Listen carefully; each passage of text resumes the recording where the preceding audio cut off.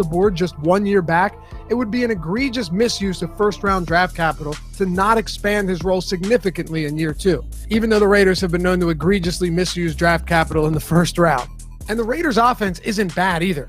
They finished top 10 in scoring last year, while Darren Waller posted the 7th most PPR points of any pass catcher, and the since-departed Nelson Agholor enjoyed his best season as a pro, with 896 yards and 8 touchdowns on 48 receptions. Derek Carr was solid too, with a top 10 adjusted completion percentage and the 6th highest yards per attempt.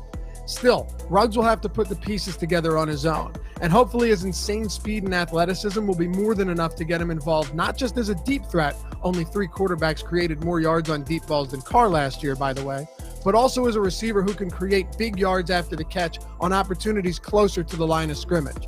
And John Gruden has already said he wants to get Ruggs involved as a lot more than just a deep threat this season. Ultimately, we're spending a double-digit round pick on the first receiver off the board in 2020. His disappointing 10% target share and 43 targets as a rookie can only improve dramatically this season, and we could see him as the number 2 option behind Waller and ahead of John Brown. What if I told you T. Higgins was 12th in targets in the 9 games he played with Joe Burrow under center last year? Or that he was the wide receiver 20 over that stretch? Yeah, Higgins was crushing his rookie season and was on a 16-game pace of 80 receptions, 1,206 yards, and 8 touchdowns before Burrow went down in Week 11 and was replaced by the likes of Brandon Allen and Ryan Finley, who were both disastrous. Higgins was the wide receiver 41 in the games those guys started, and what could have been an insane rookie season ended as an impressive one but left much to be desired. Now Joe Burrow is seemingly healthy, with both him and Higgins entering their second year with some experience under their belts. And while Jamar Chase is an insane talent, we can't ignore that A.J. Green was targeted over 100 times last season and is out of Cincinnati. Actually, Higgins, Green, and Tyler Boyd were pacing season target totals of 117, 124, and 144 respectively before Burrow went down. Burrow is a talented young quarterback who can support more than one strong wide receiver season, as evidenced by last year, and will likely have to throw a lot again this year, with Cincinnati's defense likely being mediocre at best. Burrow averaged more than 40 pass attempts per game through the first 11 weeks, where all 3 of his starting receivers were top 20 in targets, while Higgins earned a target share north of 20%, so you get the point. Oh, and did I mention no receiver saw more deep ball targets than Higgins with Burrow under center, even though he only caught 6 of those 22 looks. There's a ton of room for improvement there, though, even if Jamar Chase has an impressive rookie campaign. Higgins has a 45 ADP on Underdog as the 22nd receiver off the board, and honestly, I'm okay with it. But you can no doubt get him a lot later on other sites where Chase is going a lot earlier than Higgins. Chase Claypool was the wide receiver 22 last season. What is going on, everybody? Welcome to the Awesemo Fantasy Football Show, closing out the week with a banger here. I'm Dave Loughran. Hit me up on the Twitters at Loughy_D, LOUGHY_D. Joined by, as I was last week, Steve Buzzard. You may know him as the Colts over at Steve Buzzard on Twitter. Also, fantastic DFS player. Take his talents to the fantasy football game, and the face of Awesemo himself, Alex Baker, #1 ranked DFS player in the world, but also putting out some phenomenal rankings and all of these amazing tools over at Awesemo Fantasy Football. Alex, I'm very happy to have you with us. First fantasy football show of the season for you. Yeah, I'm excited to talk about some of these drafts. I've been kind of doing some drafts on DraftKings and FFPC, so I have some interesting takeaways. All right. Well, I'm happy to talk about it with you and Steve. Yeah, last week you and I discussed a lot of our rankings, kind of some discrepancies that we had, went back and forth.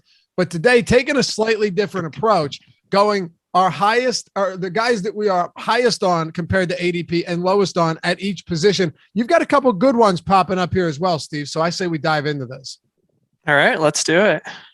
And one thing before we do, Alex, I will just throw this out there. We, for the first time ever over at Awesemo, have DFS projections for preseason, and they were free yesterday. They absolutely crushed. I mean, just everybody won pretty much everything when they used those projections. So I was very happy about that. What do you take away from that game and what we've got going on with the projections too?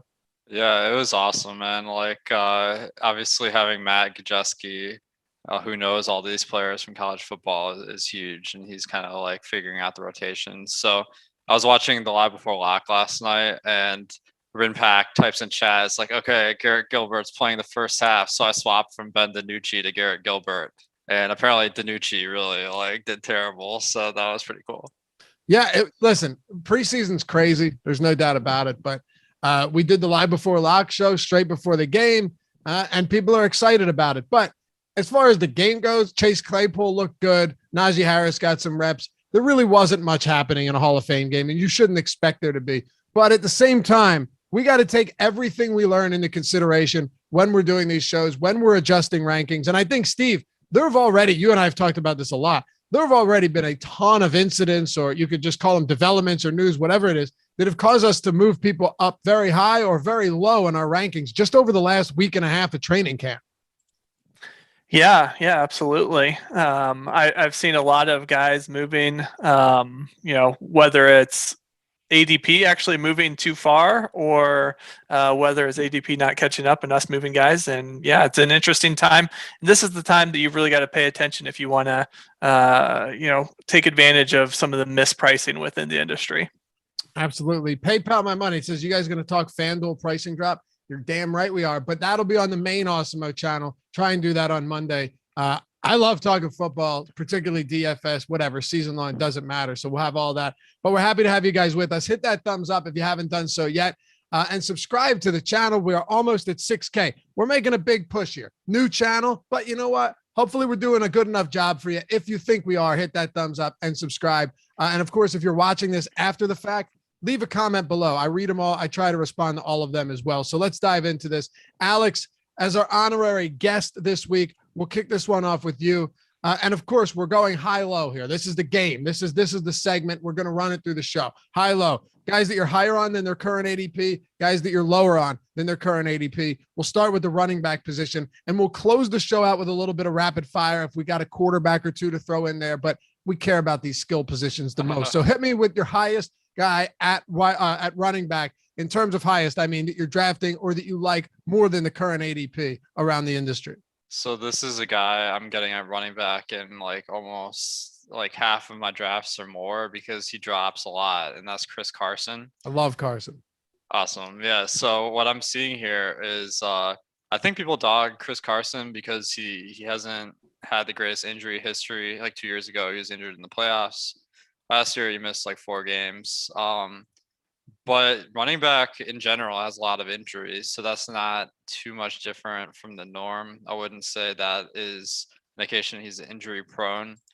And the last year he made a big jump in the receiving game for the Seahawks, where he got targeted on 21% of routes.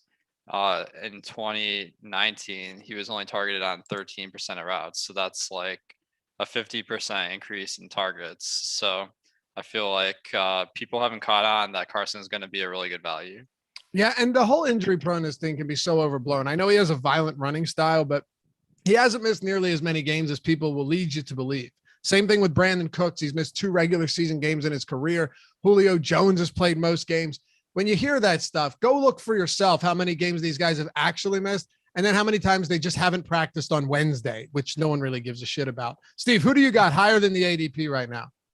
So talking a little bit about changes in the industry, I think the industry is overreacting a little bit to Myles Gaskin.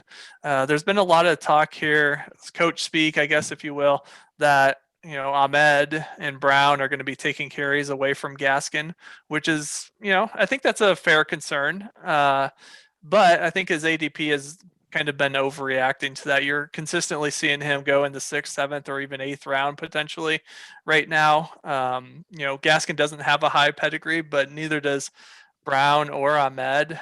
Brown they got for very cheap in the offseason. He never really did anything in the past either. So from week 3 on last year, Gaskin had averaged about 16 carries per game, but I think he's kind of been forgotten about by a lot of people because he was on the IR and then came back for a game, then dropped over to COVID. So his overall stats aren't as high as some of the others at being drafted at this time, but those carries make me believe that, he was definitely ahead of Ahmed. I don't think Malcolm Brown is going to step in a new role and, overtake him. So I think he's not Gaskins isn't someone that I was like super excited about, but just as I've seen where his ADP is going, it just seems like it's an overreaction to some of this recent coach speak. And I think those are the type of things that you want to take advantage of.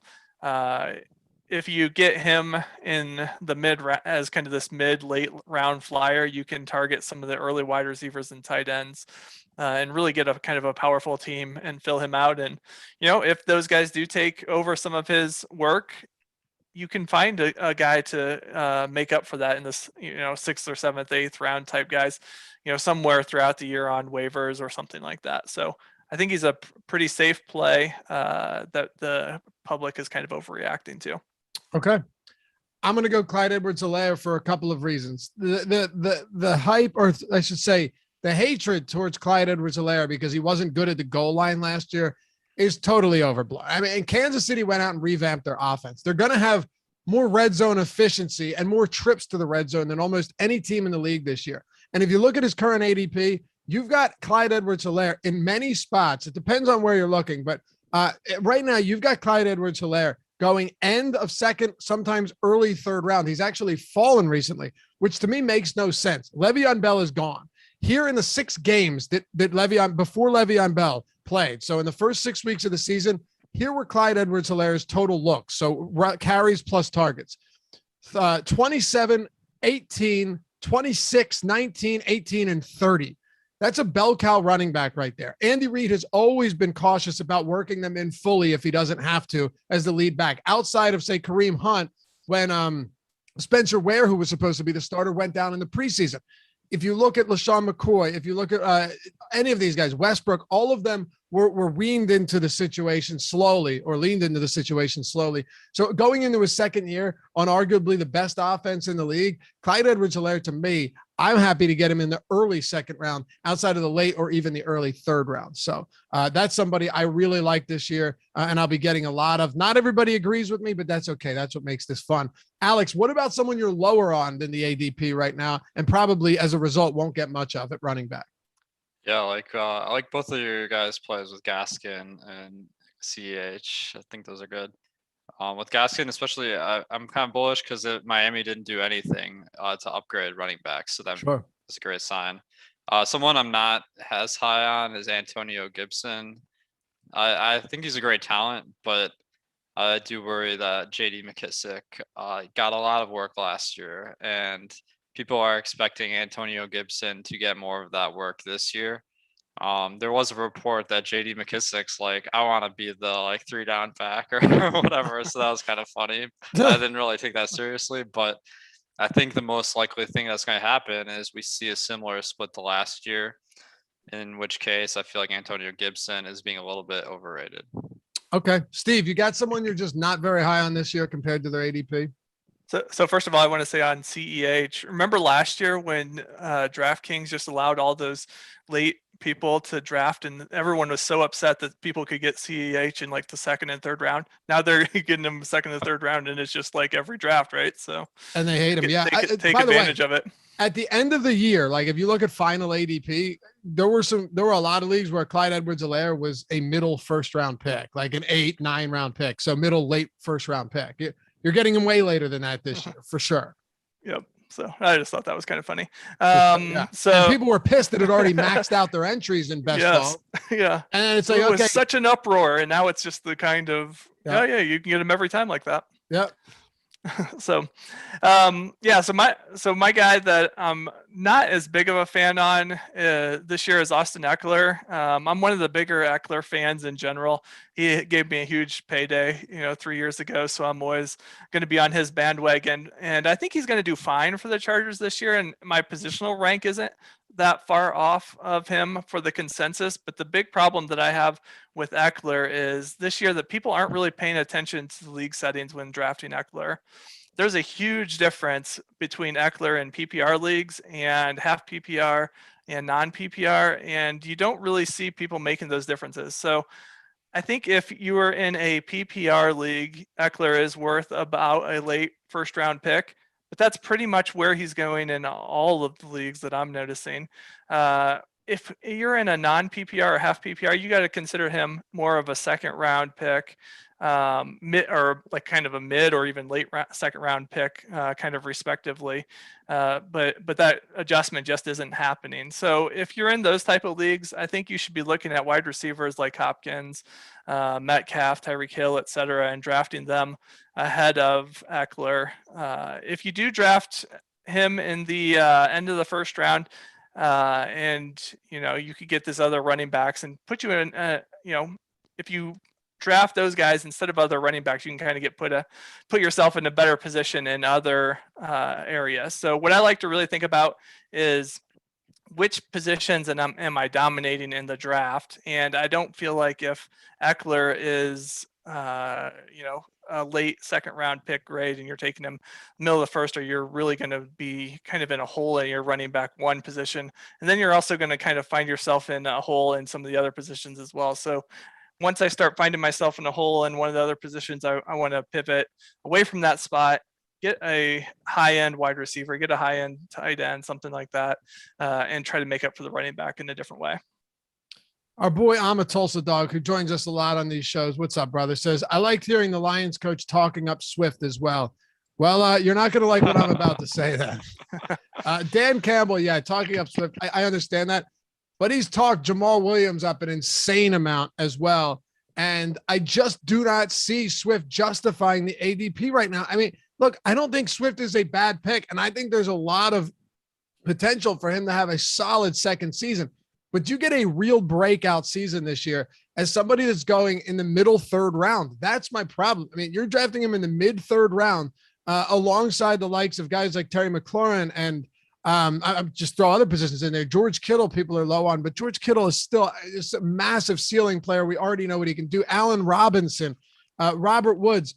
For me, Swift could be in a legitimate timeshare. Even if he is the lead back, it's probably going to be like a 60-40 split. Jamal Williams is somebody that Dan Campbell praised earlier in the summer. And does that mean that coach speak is the reason for me not to be confident in someone like Swift? No, but you also can't be the guy that goes, well, yeah, I hate Miles Sanders because there's too many running backs, and then say, well, Swift is going to be perfectly fine. So I know Sanders is working, with a split with Boston Scott and Camp right now, but you got it. And that, by the way, is going to, if that continues, that is going to knock Sanders down for me because I really like Sanders and didn't expect that to happen. So I'll take the L if that ends up being the case. But as it stands right now with DeAndre Swift, I just don't know if there's enough. They're not going to be a team that's scoring very often. Matthew Stafford's a huge downgrade. You have to look at the offense too with the aerial attack. There's no Marvin Jones anymore. There's no Kenny Galladay. There's no Danny Amendola. Basically TJ Hawkinson and then Brashad Perriman, Amon-Ra St. Brown, and Tyrell Williams. These guys are not I like Brashad Perriman at his ADP. I like some of these guys. I like Hawkinson, but I don't think we can expect this offense to be good or even okay through most of the season. That's the concern to me.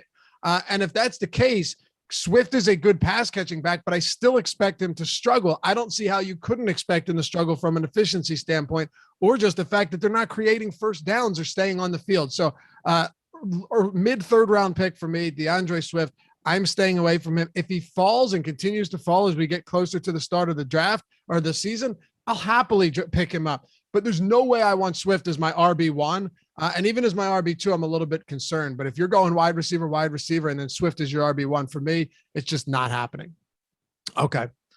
What are we at? Wide receivers? We got through one position.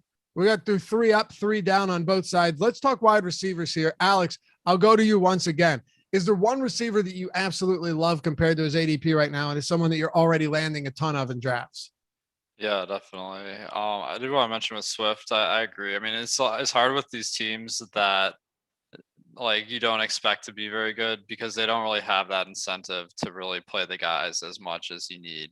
So that would be the big concern with Swift, especially given the coaching comments. At wide receiver, I'd say I feel like the rankings on ADP are pretty good, but one guy that's kind of slipping through the cracks is Laviska Shenault. Chenault's entering his second year. He had a good but not great rookie season for the Jags, and they're going from Gardner Minshew to Trevor Lawrence, which I feel like is a significant upgrade. And the room I see for Shenault to improve is playing time. He only ran routes on about 65% of snaps in 2020. He was a high draft pick at number 42 overall, so I would be surprised if he doesn't see significantly more routes this year. And he gets a little bit done on the ground too with carries. So I think that people might be just not realizing he's in a breakout spot. Do you think that there are a lot, I hate always using the term a lot of mouths to feed, but with Marvin Jones, it's funny. Marvin Jones from Detroit to Jacksonville, DJ Shark, Travis Etienne potentially lining up as a receiver.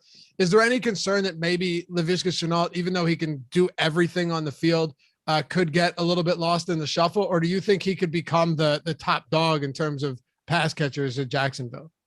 Well, I feel like he's going to be second to DJ Shark, but I think last year, Jacksonville, they ran 2.73 wide receivers per passing play and 1.1 tight ends. They don't really have much at tight end this year, so you could see even more at wide receiver, but there is room for 3 different players, and Marvin Jones hasn't typically been a guy that gets a ton of targets. Steve, any thoughts on Shenault? And of course, your favorite guy to be drafting higher than ADP right now. Or I shouldn't even say drafting higher than ADP. It doesn't mean you have to reach on him. Just someone that you like more than their ADP. Yeah, I think the major guy that I'm really thinking about right now is DeAndre Hopkins. So Hopkins finished last year as wide receiver 10, which is, not super exciting, but that was his first year playing with Kyle Murray. And it normally takes a wide receiver a bit of time to get acclimated with a new team. So we saw as the season went on, he really became the target hog that we would have expected him to be, kind of the same one that he was in Houston all these years. And he had 10 plus targets in each of the last 5 games of the season.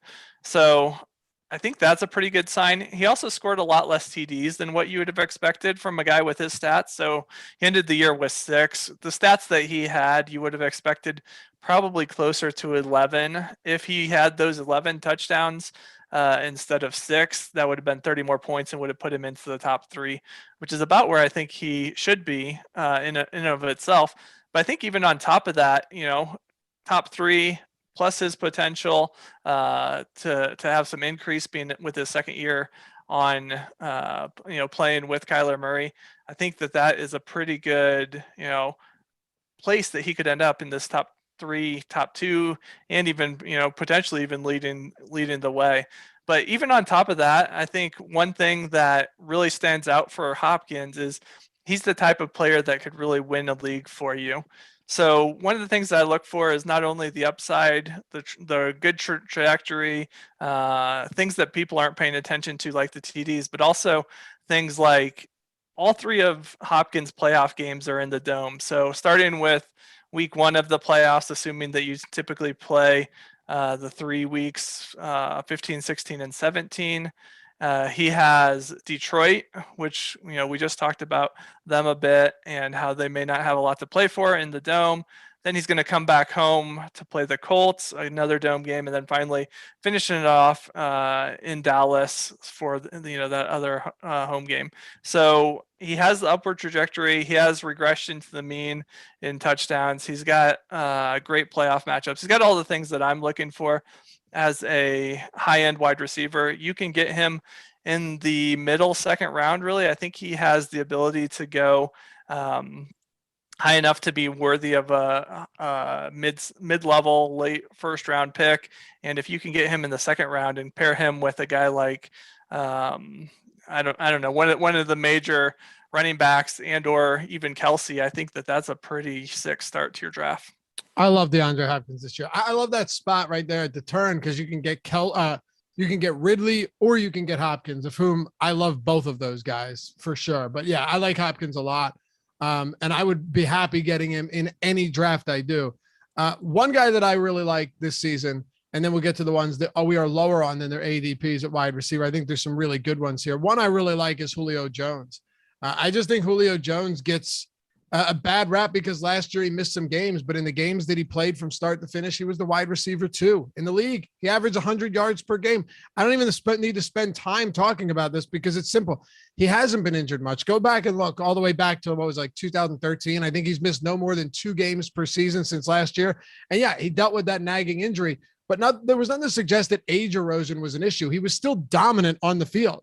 And that was with Calvin Ridley on the field. So it's not like having A.J. Brown means that he can't be productive. And people might say, well, yeah, but what about Derrick Henry? Well, the Tennessee offense is ridiculous. It's a well-oiled machine. It's going to be ridiculously efficient. Tannehill threw 33 touchdowns last year. They still target the receivers in the end zone. Jonnu Smith had 8 touchdowns last year, and he's gone. So there are avoided touchdowns. There are avoided targets. Corey Davis is gone as well. You don't pick up Julio Jones, so you can't use him. It's that simple. You don't pick up a guy like Julio to not use him. So where he's going right now, to me, where's he at? Julio Jones is at 38. Now it's interesting because he's been moving up a little bit. He was 42 the other day. People are starting to get things together, but I still have him even higher than that. The fact that I've been getting Julio Jones in the 4th round, when I go running back heavy through the first 3 rounds, like 2 running backs in the first 3 rounds, I love getting Julio as my wide receiver too. It feels pretty great. Alex, any thoughts on any of the guys that we've talked about before we go to the ones we don't like? Yeah, I think, I agree. DeAndre Hopkins is a pretty great play, and Julio, certainly a top talent. So he does seem like he's going a lot lower this year than he would otherwise. And Tennessee doesn't have a lot of great options. It's funny because the guy I'm low on is also from the Titans, A.J. Brown. And I understood back before Julio was on the team that, okay, they got rid of Corey Davis. They got rid of Jonnu Smith. A little bit depleted at the receiver position. So A.J. Brown, he was already fantastic. Maybe that would be conducive to him taking an even greater step forward in usage. But then you bring in a big target like Julio Jones, and that kind of made my excitement dissipate a little bit. But the ADP hasn't changed very much since then. Tennessee is a very run-heavy team at 50% at neutral game scripts. So that's one of the more run-heavy teams in the league. The guy I prefer to draft that's going lower than A.J. Brown is Terry McLaurin. Washington's brought in Ryan Fitzpatrick. He's a great fantasy quarterback for the receivers. And Terry McLaurin is on a team that passes 10% more of the time. And from just my subjective opinion, and maybe equal talent to A.J. Brown, at least like they're in the same conversation. So I just think the situation is much better for Terry McLaurin this year. Yeah, I think they're absolutely in the same conversation. Of course, Terry McLaurin isn't like the hulking, massive in the red zone threat as A.J. Brown, but he had over 1,100 yards last year, only 4 touchdowns. But look at the quarterback play in Washington last season. And if you have Ryan Fitzpatrick, just a straight gunslinger out there, the sky's the limit for someone like Terry McLaurin going into his 3rd year. I don't think there's any doubt about that. Would you be willing to get McLaurin as your wide receiver 1? Yeah, definitely. I mean, I think it all depends like what happens in the first couple rounds, because this is a 3rd round guy, but I think he has that upside to possibly be the top wide receiver. I mean, at least a decent chance at it. I think so too. All right. What are we at? Steve, we're going over to you. Who are we not high on at wide receiver right now? Did I go to you already? No, it's my turn. Okay. Yeah. I've done a lot of shows. One guy that I think is getting a lot of love, and I think it's all due to past history, is Odell Beckham. He's being drafted in the 5th or 6th round based pretty much all off of what he's done in the past, not what he's been doing here in the recent times. I mean, last year he got injured, serious ACL injury that caused him to miss the last 9+ games of the season. I don't think he played very much all of that other game. And with that, I mean, before that injury, he was on pace for about a wide receiver 30 finish. 2019, he finished the year as wide receiver 31. Coming back from a serious injury like an ACL is not something that is going to put you on the upward trajectory that everyone is predicting. I think a lot of people just say, Mayfield is going to continue to improve. So the, Browns are going to get better, and Odell Beckham is just going to come right back to his 2018 self, right? Not even 2019. But I just am pretty wary of that. He's 29 years old. He's not old per se for a wide receiver, but that's not a super young age for a wide receiver either. So I think that is going to hinder his recovery from injury as well. And without really having a really great last few years, I kind of worry that we have seen already peak level Beckham, and we won't see that this year.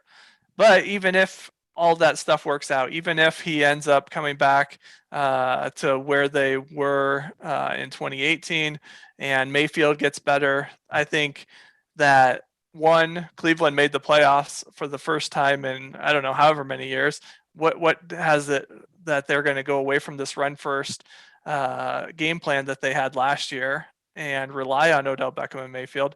And then two, even if that also goes right, he's got a huge problem with the playoffs. His home games his games in the playoffs start off with the windiest park, his own park in week 15. I keep getting mixed up which weeks are the playoff weeks here with these changes.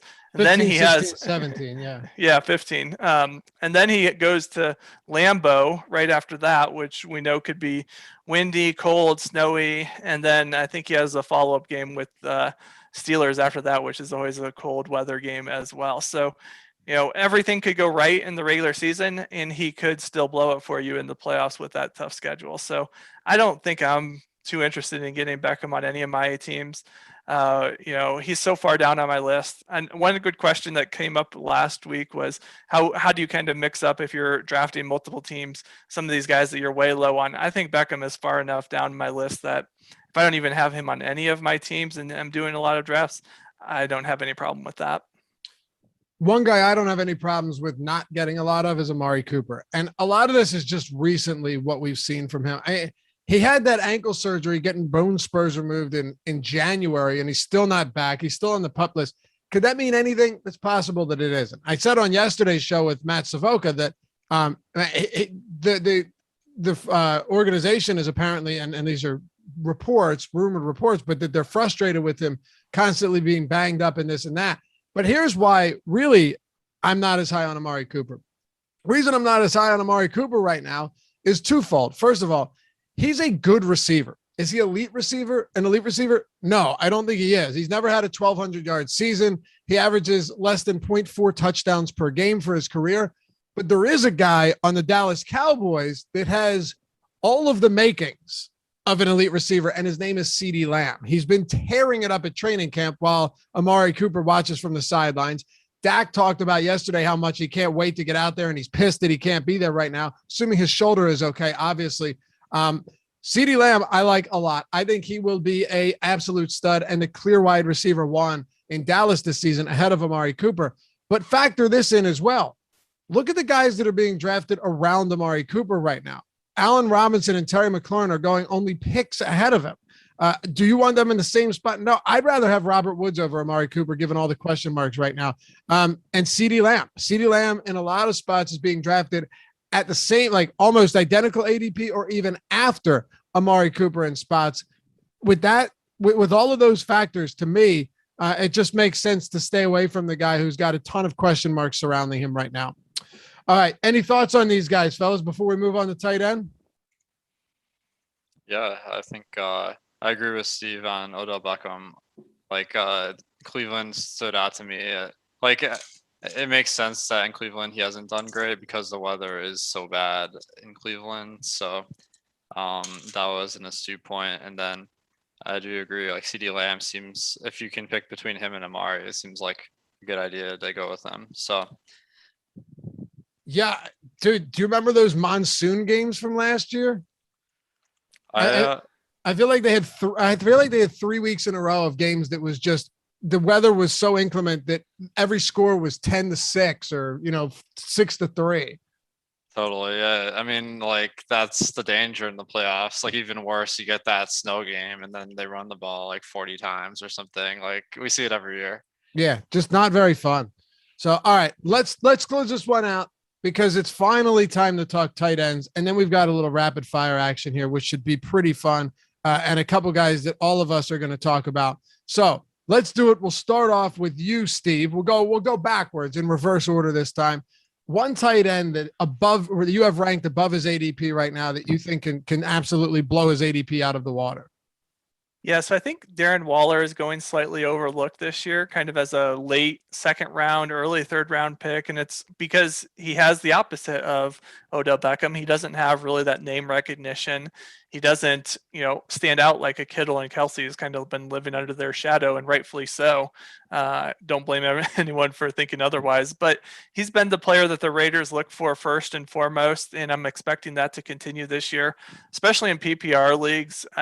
He's going to demand a lot of targets. He had only one game all of last year with less than 5 targets, and 4 out of his last 5 were over 10. So I think, if you're drafting a top end running back in the early first and you can follow that up with Darren Waller in the second round, especially if that's a later second round pick, I think you could even make an argument for him in the middle of the second round. But if you can get him in the late second round, I think it's a slam dunk that he is putting you in a really good spot, not only to win the tight end position as well as the running back position. Maybe you're not going to beat Kelsey, but you're going to be a favorite most weeks at the tight end position. But you also get a chance to really be flexible and see falling value at wide receiver and running back the rest of your draft, instead of feeling like you have to reach for a tight end or at any other point in the draft. So I think that's a really good spot that Waller puts you in, and he's going to consistently put you in a good spot throughout the whole season at your tight end position. And to put that in context too, Darren Waller last year was 7th in PPR points among all pass catchers, and 10th in PPR points among all skill players. So if you took all running backs, every wide receiver, and every tight end, Darren Waller was top 10 in fantasy points in PPR format. I mean, that's ridiculous, Steve. Yeah, no doubt. I mean, that is the key thing in PPR, but he's getting targeted so much that and people just don't understand that that's how high he is, and he's going to just keep falling because of that name recognition, and that people don't want to draft tight ends right away. But all points are equal, no matter if you get them from tight end, running back, or wide receiver. Claypool was 4th in receptions. He was, and I'll throw this over to you, Alex. He was 4th in receptions, 10th in yards.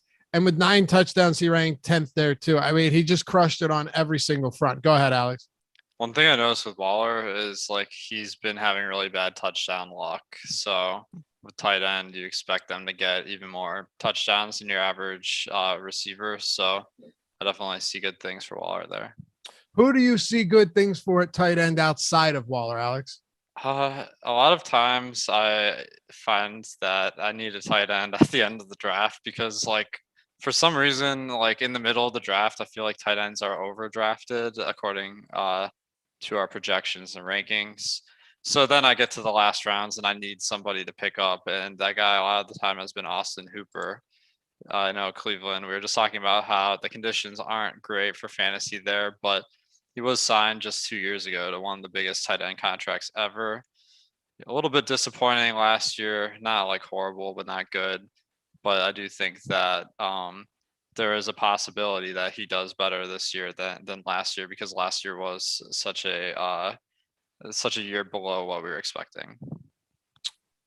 I'm going to go with Tyler Higbee. And, we liked him a lot last year, Alex. We really did. And maybe we made the mistake. I'm willing to admit that it's possible we made the mistake of being and we knew that Gerald Edwards was out for those games in 2019. But the assumption was when Tyler Higbee had the best stretch of 5 games ever by a tight end.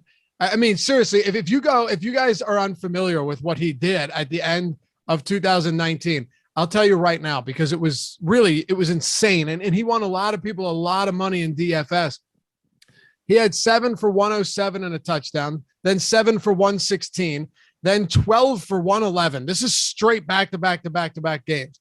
Then 9 for 104, and then 8 for 84 and a score. He had 4 straight 100-yard games, and then an 8 for 84 and a touchdown to close out the season. Was targeted double-digit times in 4 of those last 5. You get the point. Gerald Everett was out or severely limited in all of those games, okay?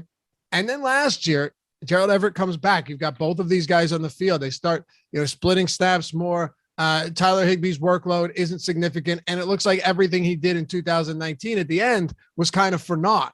But now Gerald Everett's in Seattle, and you have a much more competent quarterback that can push the ball downfield, but also connect from anywhere on the field in Matthew Stafford. So, yeah, you still have Kupp, and you still have Robert Woods, but I think Tyler Higbee can have a phenomenal year. And of course, it's not going to be like what we saw at the end of 2019. Nobody's going to do that. But could he easily pay off his ADP right now where he's at? Absolutely. He's got a 98 ADP right now, 98. So almost a triple-digit ADP as the 8th tight end off the board. I would take him ahead of Dallas Goedert right now, given that Zach Ertz looks like he's actually going to be there, and really wouldn't be surprised if he put up similar numbers to TJ Hawkinson in a much better offense in LA. So that's where I'm at there. Steve, who do you think is a guy you're staying away from for the most part at tight end? Yeah, so another guy that I think is just getting way overhyped is Kyle Pitts. So he's often being drafted in the 5th round of the drafts, which, is way too high, it feels like, for me. Rookie tight ends just have such a hard time coming into the league. And I get it.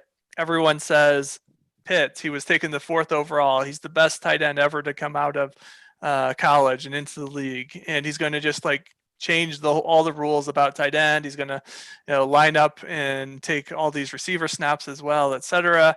But the last person that had almost all those exact same things talking about him was Vernon Davis. He was the 5th overall pick back in 2006, and his rookie year resulted in a whopping 265 yards and 3 touchdowns. He followed that up his second year, 509 yards, 4 touchdowns. So even if his first year was a learning curve, he still had a tough time at his second year. It wasn't until his 4th year that he really broke out. Does it just because Vernon Davis kind of busted and every other tight end kind of busted in their first year? Does that mean that Pitts is going to? No, certainly not. I mean, he could be this once in a lifetime type talent that, just turns the whole league on its head and, makes everything just a completely different game. But I would rather not bank on that happening.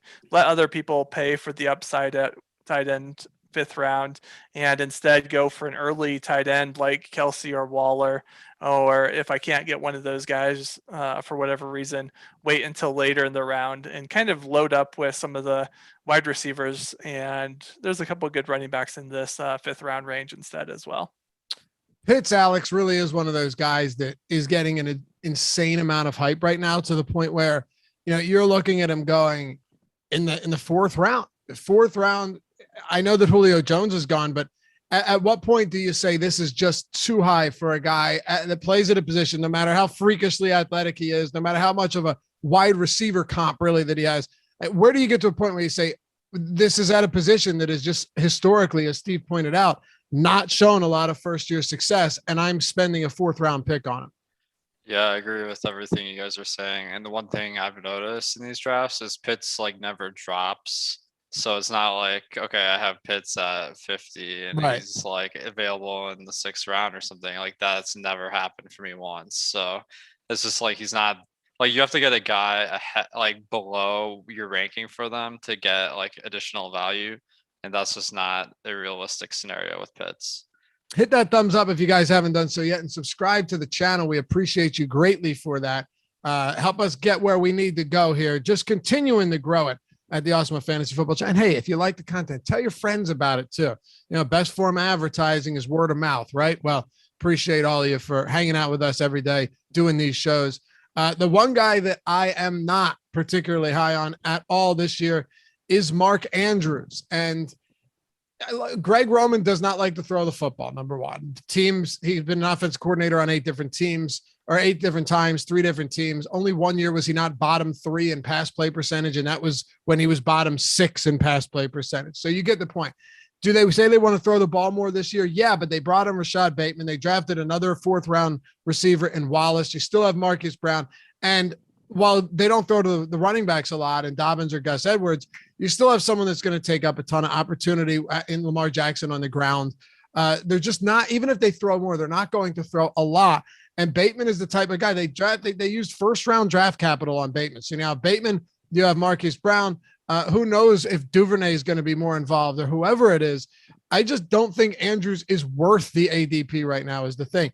Is he a good tight end? Yeah, he was tight end 4 last year. I'm taking nothing away from him, but at that 60 spot, that is a little bit too steep for me on a team that is adding weapons in the passing game, but we still have no idea if they're actually going to pass the ball more as a result.